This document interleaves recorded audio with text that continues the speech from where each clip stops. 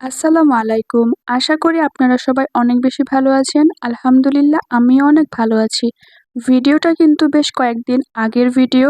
কেন জানি না আমার ভিডিওগুলো সব উলটপালট হয়ে গিয়েছে, সেজন্য আমি আসলে ভিডিওগুলো কন্টিনিউ করতে পারিনি।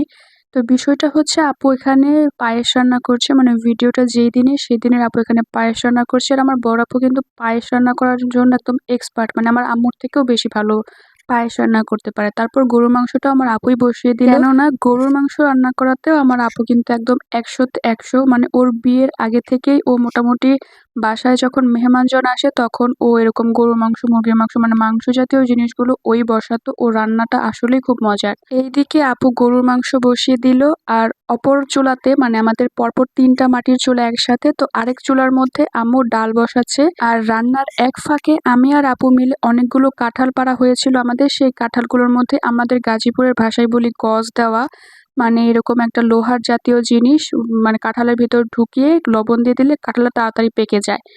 তো সেটাই করলাম আমি আর আপু। তারপর এখানে এটাকে আমরা বলি টেওয়া আমাদের গাজীপুরের ভাষায়। এটা অনেকটা কাঁঠালের মতো হয়, বিচিটাও অনেকটা ওইরকমই হয়, আর মানে ভিতরের যে কোয়াগুলো বা কোষগুলো সেগুলো অনেকটা কাঁঠালের মতোই হয়, তবে এটা খেতে একটু টকটক হয়। তবে আমাদের গাছের ডেওয়াগুলো কিন্তু অসাধারণ হয়, অনেক বেশি মিষ্টি হয়। আমার বড় দুই আপু বাগানে গিয়েছিল, তো আমাদের গাছটা অনেক বড়, ডেওয়া গাছটা, সেখান থেকে আসলে আমাদের পাড়াটা একটু কঠিন। তো আপুরা গাছের নিচে বেশ কয়েকটা ডেওয়া পেয়েছিল, সেটাই কুড়িয়ে নিয়ে এসেছে, আর সেটাই পেকেছে, সেটাই আমি খাচ্ছি। আমি মজা করে খাচ্ছি আর তারা বসে বসে দেখছে। বসে বসে দেখছে বলতে তাদের কারো আগ্রহ নেই, আমারই আগ্রহ, তাই আমি খাই। এই হচ্ছে ডেওয়ার বিচিগুলো, অনেকটাই কিন্তু কাঁঠালের বিচির মতো।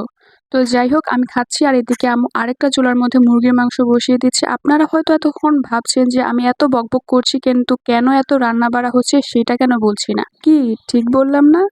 আসলে বিষয়টা হচ্ছে গত বেশ অনেক দিন আগে কোরবানির ঈদ চলে গিয়েছে। তো কোরবানি ঈদের পর আমাদের বাসায় প্রতি বছরই সব আত্মীয় স্বজনদের দাওয়াত করা হয়। তো এই বছরও তার ব্যতিক্রম না, সেজন্যই আসলে রান্না বাড়ার এত ধুম লেগেছে। আর শুধু কোরবানির ঈদ না, কোরবানির ঈদ, রোজার ঈদ, শীত, আম কাঁঠাল সব সিজনেই আসলে দাওয়াত করা হয়, দাওয়াত খাওয়ানো হয়। তো এর ফাঁকে আবার আমরা একটু আইসক্রিম খাচ্ছিলাম। তো এখানে আমার ভাগ্নিটা খেয়ে ফেলেছে, আর সাইফ কি রিয়াকশন করে সেটা শুধু আপনারা একবার দেখুন। ওর মুখের ভঙ্গিটা একবার খেয়াল করুন। মিষ্টি। আচ্ছা, আপনারা কি আগে কখনো জানতেন যে আইসক্রিম মিষ্টি হয়? আমি কিন্তু পুরোটাই মজা করলাম, এটাকে কেউ আবার সিরিয়াস ভাবে নেবেন না। একের পর এক খাওয়া দাওয়ার পর্ব চলছে, কিন্তু গরুর মাংস হচ্ছে কষানো, আর সেটা আমি খাবো না, মানে ঝোল দেওয়ার আগে আমি গরুর মাংস খাবো না, সেটা কি কখনো হতে পারে বলুন তো? কখনোই কিন্তু এরকমটা হয়নি যে আমি বাসায় আছি আর আমি গরুর মাংস, কষানো গরুর মাংস খাইনি। আমি এখানে খেয়ে না রিভিউ দিচ্ছিলাম যে আসলে কি কম হয়েছে কি বেশি হয়েছে। বেশি তো কিছু হয়নি, একটু কম হয়েছে, কি আর একটু দিলে ভালো হবে এরকম। তো হাবিজাবি অনেক কিছুই খেয়েছি, কিন্তু তারপরেও কেন জানি একটু ক্ষুধা ক্ষুধা লাগছিল দুপুরের একটু আগে আগে, তাই একটু বাকরখানি খেয়ে ফেলেছিলাম। আমার বোন আমাকে দিয়েছিল, এই বাকরখানিটা খাওয়া হয়নি, তাই ভাবলাম যে চলো এখনই খেয়ে ফেলি। তারপর একটা পোলাও রান্না করতে, মানে একটা পোলাও না, এরকম এক হাঁড়ি পোলাও রান্না করার জন্য আমরা ৩ জন লেগে পড়েছি। মানে আমি, আমার বড় আপু, আম্মু, আমরা ৩ জন একদম একসাথে এই পোলাওটা রান্নার জন্য লেগে গিয়েছি কাজে। ওই যে কথায় আছে না, ১০ মিলে করি কাজ, হারি জিতি নাহি লাজ, আমরাও কিন্তু সেই পন্থাটাই অবলম্বন করেছি। আর অপর পাশে খাসির মাংস রান্না হচ্ছে। আচ্ছা, আপনাদের কার কার খাসির মাংস পছন্দ? আমার কিন্তু মোটেও পছন্দ না, মানে আমার ব্যক্তিগতভাবে খাসি পছন্দই না, কখনো খাইনি আর মনেও হয় না কখনো খাবো। আমি খাওয়া শেষ করছি একটার পর একটা, কিন্তু খাওয়া তো আর আমার পেছন ছাড়ছে না, সেজন্য ভাবলাম যে একটু আম খাবো, মানে একটু না, একটা আম খাবো। আমি নিয়ে আসলাম, আর আমার ভাগ্নিকে কিন্তু আগে জিজ্ঞেস করেছিলাম, দুইজনকে, সাইফকে, সানায়কে, দুইজনকে জিজ্ঞেস করেছিলাম তোমাকে কেউ আম খাবা? তখন তারা কেউ খাবে না, কিন্তু যেই আমি খেতে বসলাম তখনই তাদের লাগবে। আচ্ছা, আপনাদের সাথেও কি এমনটা হয়? যাই হোক, আমি যখনই গোসল নামাজ শেষে একটু সোজা হলাম, তখনই আমার একটা ভাইয়া ফোন দিল। ফোন দিয়ে বলছে যে বৃষ্টির জন্য আটকে গিয়েছে, সে আসতে পারছে না, মানে মানে আমাদের বাড়ির এখানে যে পর্যন্ত অটো আসে সেই পর্যন্ত এসেই আটকে গিয়েছে। তো আমি তাই ছাতা নিয়ে চললাম আমার ভাইকে আনতে। আর আমি আমাদের বাসা থেকে একটু সামনে আসতে আসতে আমি অলরেডি কিন্তু মোটামুটি বেশ অনেকটা ভিজে গিয়েছি, আর রাস্তা দেখুন কত পানি, আর সাথে ওই কাকাটার সাথে দেখা হলো, তাই একটু মোলাকাত করে নিলাম। তো যাই হোক, এভাবে আমি হাঁটি হাঁটি পাপা করে যাচ্ছি। বৃষ্টির পানি পাড়াতে আমার যে কি পরিমাণ ভালো লাগে, আর বৃষ্টিতে ভিজতে যে কি পরিমাণ ভালো লাগে, এটা আসলে বলার বাইরে। তারপর দুপুরে খাওয়া দাওয়া করে চা নিয়ে বসে পড়লাম, যেটা না হলেই না, কারণ একটু পরিশ্রম গিয়েছে সারাদিনে, যদিও আমি তেমন কিছুই করিনি। তারপর বিকালের নাস্তা রেডি করছি। এখানে আম, আপু যে রান্না করেছিল পায়েস সেইটা, এইখানে আমরা ৩ বোনই একদম সমান তালে একসাথে কাজ করছি যেন তাড়াতাড়ি কাজ হয়ে যায়। আমার এক আপু প্লেট এনে দিল, আমি আম ছিললাম, আরেক আপু আম কাটছে, আরেক আপু ফোন ধরছে, আরেক আপু না, আর আমি মানে প্লেটগুলোকে নিয়ে যাচ্ছি টেবিলে সবাইকে দেওয়ার জন্য। আমি আমার নিজেকে আপু কেন বলছি? তারপর সন্ধ্যার সময় সবার জন্য ক্যাপাচিনো কফি নিয়ে আমি একদম রেডি টু সার্ভ যে বিষয়টা সেটাই আসলে হয়ে গিয়েছে। আর এখানে দেখুন কফিটা কি পরিমাণ ক্রিমি হয়েছে। আমার না মানে একটু গাঢ় কফি খুব ভালো লাগে, একটু ক্রিমি কফি খুব মজা লাগে। তাই আমি আসলে এরকম করেই মেক্সিমাম সময় খাই। তারপর আমরা কফিটা কোনরকম শেষ করে বাইরে চলে এসেছি। বাইরে বলতে যাচ্ছি হচ্ছে আমাদের পোড়াবাড়ি মাজারে। কেন জানেন? আজকে আমার বড় খালামণি হজ থেকে ফিরছেন। শুধু খালামণি না, খালামণি, খালু দুজনেই ফিরছেন। তো যেহেতু আমরা কয়েকদিন আগেই মাত্র নানুবাড়ি থেকে আসলাম, তাই আর এই মুহূর্তে যেতে চাচ্ছি না। সেজন্য ভাবলাম যে চলো, যেহেতু আমাদের বাসার কাছ দিয়েই যাবে, তাহলে কেন না দেখা করে নেই। তারপর সবাই আমরা মোটামুটি এখানে চলে এসেছি। আমার এক বোনের জন্য একটু অপেক্ষা করছিলাম। ১ম এ ও ভেবেছিল যাবে না। তারপর আবার বলছে যে, "না, এইখান থেকে দেখা না করে দিলে এটা আসলে মানে অমানবিক হয়ে যায়।" যেই আমরা এসে একটু অপেক্ষা করছিলাম, তখনই আমাদের পাশের কি বলে যে একটা প্রতিবেশীর একটা বিড়াল আছে, মানে একটা হোটেলে একটা বিড়াল আছে। সেই বিড়ালটাকে আমি একটু ভয়ে কোলে নিলাম। কারণ আমার একটু বিড়ালে ভয়। বিড়ালে ভয় বলব না, বিড়ালে খামচি দেয় সেটা আমি একটু ভয় পাই। তো যাই হোক, আমার ফুপি আমার কোলে আমাকে এটা দিল। তো আমি যখন কোলে নিয়ে একটু আদর করছিলাম তখন দেখলাম মিশে গেল। আমার ভাগ্নিকে দেখাতে নিয়ে মানে বসলাম। ও দেখছি আমার মতো ভয় পায়। তারপর যখন আমার ফুপি একটু গায়ে হাত বুলিয়ে দিচ্ছে তখন দেখুন বিড়ালটা করে কেমন। এইটা দেখে তো আমি রীতিমতো ভয় যে যাক বাবা গেছে তো গেছে। এখন আর কোলে নেব না, কারণ যদি খামচি বা কামড় দেয় যে ইনজেকশন ওইটা বাবা আমি খুব ভয় পাই। ধরবে না, ধরবে, তুমি ধরো বাবা, তুমি ধরো। কামড় দিছে? কামড় দেয় না, এটা আদর করে, তোমার সাথে খেলা করে।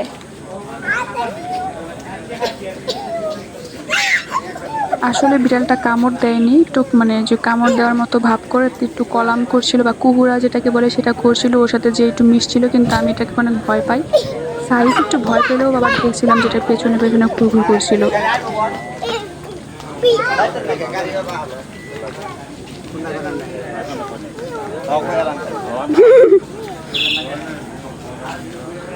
তারপর সেখান থেকে অটো করে আমরা সবাই চলে এসেছি পোড়াবাড়ি মাজারে। এইখানে তখন হচ্ছিল মানে মেলা বসছিল, উরুস যেটাকে বলে, যে প্রত্যেক বছরই ৩ দিন যাবৎ বেশ মানে খুব এখানে একটা বিশাল মেলা হয়। আমাদের মানে বাসার কাছে থাকলেও আমরা কখনো আসলে এখানে যাইনি, আর ইনশাল্লাহ কখনো যাবও না। ইচ্ছাও নেই। বাড়ির কাছে মাজার, তারপরেও কখনো বাজার ভেতর ঢুকেও দেখিনি আর দেখার ইচ্ছাও নেই। মাজার থেকে একটু সামনে এসে আমরা দাঁড়াই, কারণ খালামণিরা এখনো রাস্তায়, মানে তারা চৌরাস্তা মাত্র পার হয়েছে। আর মাজার থেকে একটু দূরে দাঁড়ালেও যেহেতু উরস চলছিল, মেলা চলছিল, এখানে এত বিচ্ছিরি মানে ধূপের গন্ধ। অনেকের কাছে হয়তো ধূপের গন্ধটা ভালো লাগে, কিন্তু আমাদের কারো কাছে ধূপের গন্ধ ভালো লাগছিল না, সেজন্য সবাই নাক চেপে দাঁড়িয়েছিলাম।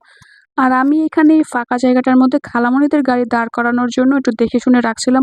কোত্থেকে যেন হুট করে এই গাড়িটা এসে আমার দেখে শুনে রাখা এই জায়গাটার মধ্যে গাড়িটা পার্ক করে ফেললো। বলুন এটা কোনো কথা? তারপর আমি না মনে মনে বলছিলাম যে এটা আমাদের কাদা ছুড়বো। আমি আমার আপুকে বলছিলাম যে আমার যে বড় আপু সেটা, তাকে বলছিলাম যে একটু কাদা ছুড়ে দেই। তারপর আপু বলল যে হ্যাঁ দাও, কিন্তু আসলে কাদা ছিল না আশপাশে, আর থাকলে কি দিতাম কিনা জানি না। আসলে আমি কিন্তু এতটাও দুষ্ট না যতটা, যাই হোক ওই বিষয়ে না যাই।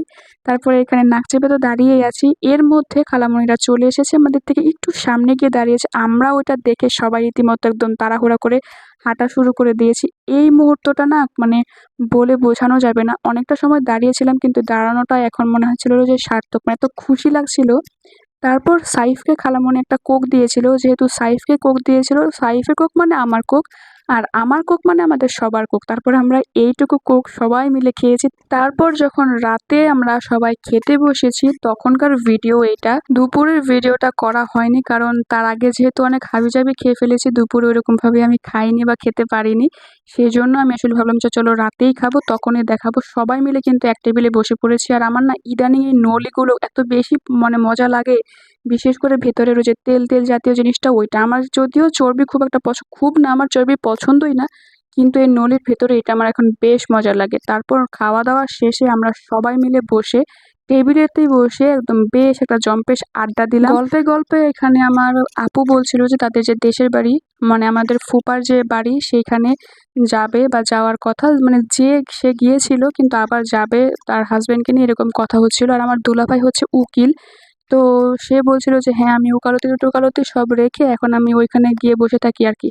পরে আমি বললাম দুলাভাই কোনো চিন্তা নাই, আপনার তো ওকালতি তো আপনার তো এটাই তো সমস্যা, ওকালতি তো আর তেমন কোনো বিষয় না, আপনি নিশ্চিন্তে যান, আমি আপনার হয়ে কোর্টে গিয়ে ঝগড়া করে আসবো, ঝগড়া করাটাই তো হচ্ছে বিষয়, ঝগড়া করে একদম জিতে আসবো, আপনি নিশ্চিন্তে শ্বশুরবাড়ি থেকে বেরিয়ে আসুন, মানে ঘুরে আসুন।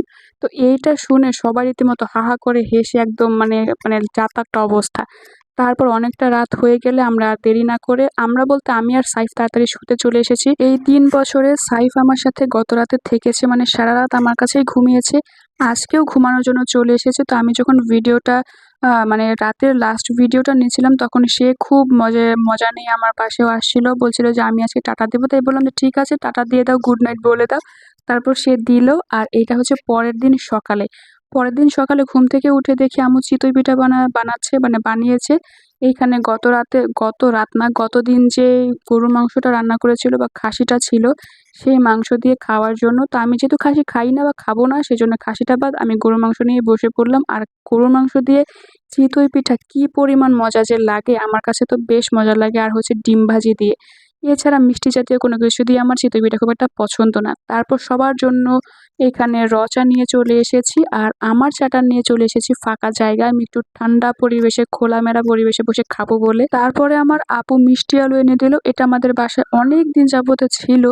তো সেটাই সিদ্ধ করলো, সেটাই একটু খাচ্ছিলাম আর দেখাচ্ছিলাম যে আসলে মিষ্টি আলুটার সাইজটা কেমন, পুরো মনে হচ্ছিল যে সাপের মাথা। যাই হোক, আর এদিকে কিন্তু গতকালকে থেকে একদম টিপ টিপ করে সারাদিন বৃষ্টি পড়ছে। আর এর মধ্যে হঠাৎ করে আমার এত বেশি পেট ব্যথা শুরু হয়ে গিয়েছিল যে আমি আব্বু রুমে গিয়ে এরকমভাবে চিটপটাং হয়ে সারাদিন এভাবেই পার করে দিয়েছি। তারপর বিকেলে বেরিয়েছিলাম, আপুরা যেহেতু চলে গিয়েছে, মানে মেহমানরা যেহেতু চলে গিয়েছে, তাদেরকে অটো পর্যন্ত দিয়ে আসলাম। তো সেখান থেকে আসার সময় আমার আপু, মানে আমার যে বড় আপু, সে তার মেয়েকে এই দুর্লভ একটা জিনিস মানে দেখাবে বলে তুলছিল। এগুলো কিন্তু পানিতে দিলে একদম পটপট করে ফেটে যায়। তো আপুকে বলছিল যে এগুলো হচ্ছে বুম।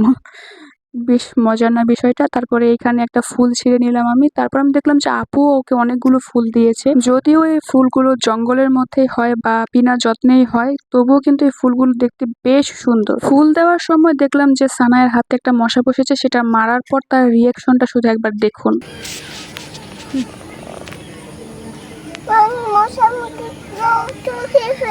ঠিক আছে, ভালো হয়ে যাবে, এটা তুমি নাও। আবার